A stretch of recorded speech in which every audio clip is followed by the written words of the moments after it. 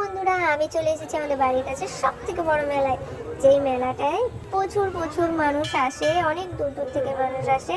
এই মন্দিরটা হচ্ছে খুবই জাগ্রত মন্দির। এই মন্দিরে কাঁকড়া উঠলে ও চিল উঠলে তবেই পুজোটা শুরু হয়। আমি তো চলে এসেছি আমার ফ্যামিলি নিয়ে দেখতে। এই দেখো আমার পিছনে প্রচুর মানুষ দাঁড়িয়ে আছে।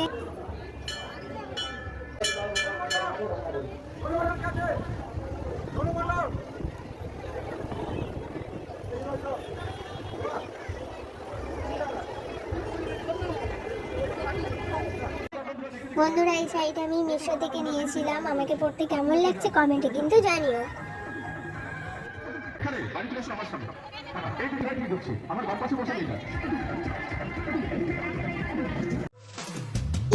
আমি ফুচকা খেতে চলে এলাম।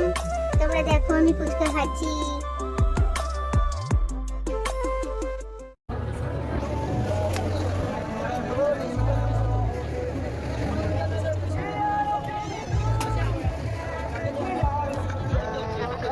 আমাকে কেমন লাগছে গো বন্ধুরা?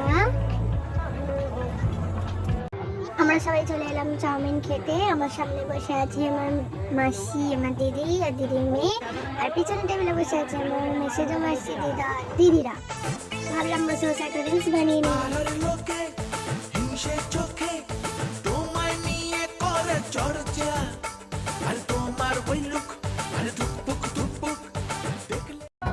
রিলস বানাতে বানাতে চলে এলো আমার চাউমিন খাবো আর তোমরা দেখো।